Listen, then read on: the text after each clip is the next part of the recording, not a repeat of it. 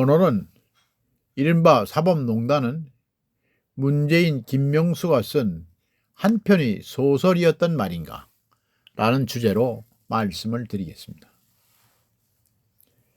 이른바 사법농단 사건으로 4년 11개월간 재판을 받아온 양승태 전 대법원장이 엊그제 핵심 쟁점인 직권남용 권리 행사 방해를 포함한 모든 혐의에 대해 무죄를 선고받았습니다. 박병대 고영한 전 대법원 행정처장도 무죄가 선고됐습니다. 사상 초유의 전직 대법원장 구속 사태를 빚은 이번 수사를 두고 사법부 적폐청산이라는 주장과 정권 코드에 맞춘 무리한 수사라는 반론이 맞서 왔습니다. 그런데 이번에 서울중앙지법 형사합의 35-1부에서 이 사건은 과도한 수사였다는 1차 결론을 낸 셈입니다. 이 사건은 2018년 9월 문재인 당시 대법원 대통령이 법의날 행사에 이례적으로 참석해서 김명수 당시 대법원장 등 고위 법관들 앞에서 재판 거래 의혹 수사에 협조해야 한다는 취지의 주문을 하자 김명수 대법원장이 적극 협조하겠다고 호응하면서 본격화된 것입니다. 대통령이 사법부에 지침을 내리고 사법부 수장이 화답하는 일은 군사정권에서도 보기 드문 일이었습니다. 이후 김명수 사법부는 법원 내부 자료를 검찰에 통째로 넘겨줬고 검찰은 검사 50여 명을 동원해서 5개월 동안에 걸쳐 이잡듯 털었습니다. 이때 엘리트 판사들이 검찰에 줄줄이 풀려가 조사를 받은 뒤 기소되거나 징계에 해부됐습니다. 이 과정에서 사법 권력의 대교체가 일어났습니다. 우리법 연구회와 국제인권법 연구회 출신들이 줄줄이 대법관이 되고 법원 행정처와 각급 법원을 장악했습니다. 그 대소란의 끝이 전체 무죄라는 판단이 이제야 나온 것입니다. 양승태 전 대법원장은 이 사건이 한편의 소설이라고 했었습니다. 그런데 그 말 그대로였습니다. 물론 아직은 1심 결과일 뿐입니다. 법원이 이규진 전 양형위원회 상임위원 등 2명에 대해서는 항소심까지 유죄를 선고했기 때문에 그 상관인 임종현 전 법원행정처 처장에 대해서는 사법농단 혐의가 일부 인정될 수도 있기 때문입니다.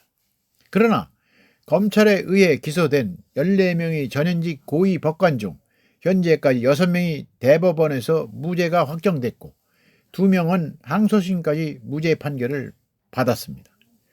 무엇보다 검찰이 구속까지 하며 기소한 대법원장이 무죄 판결을 받은 것은 검찰로서는 대참사가 아닐 수 없습니다.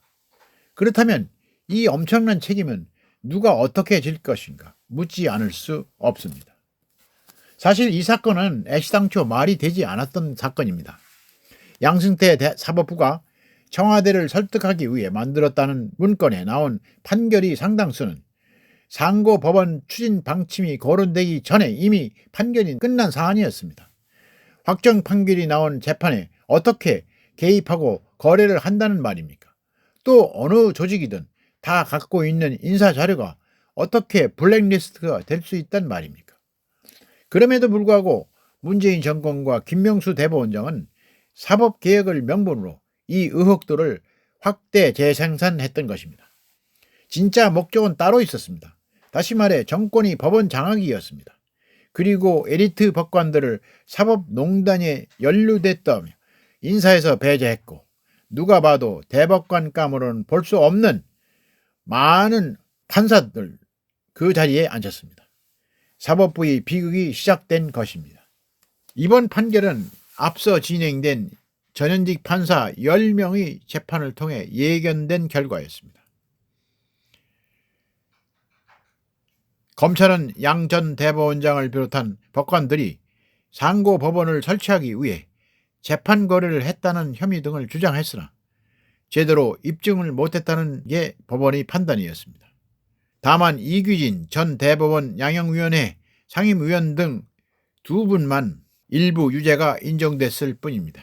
47개 혐의가 모두 무죄라는 판결의 내용은 수사 과정에서 제기됐던 문제를 다시 돌아보게 합니다.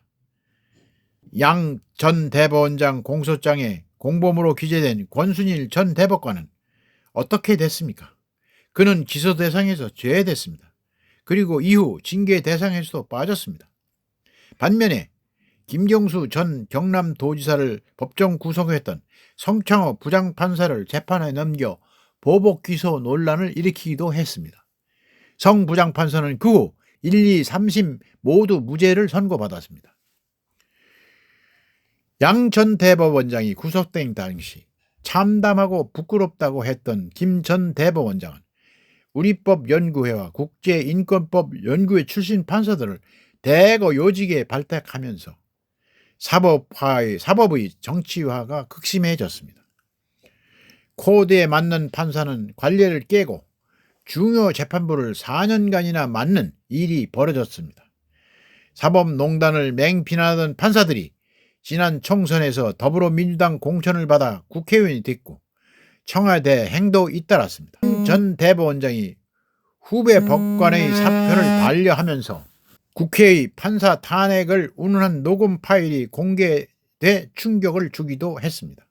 양 전 대법원장은 상고심 지연을 개선하려 묘안을 짜냈다가 피고인이 됐지만 김 전 대법원장은 6년 동안 상고심 문제를 해결하기는커녕 법원장 후보 추천제 같은 포퓰리즘 정책으로 극심한 재판 지연 사태를 초래했습니다. 국민이 재판받을 권리는 오히려 후퇴했던 것입니다.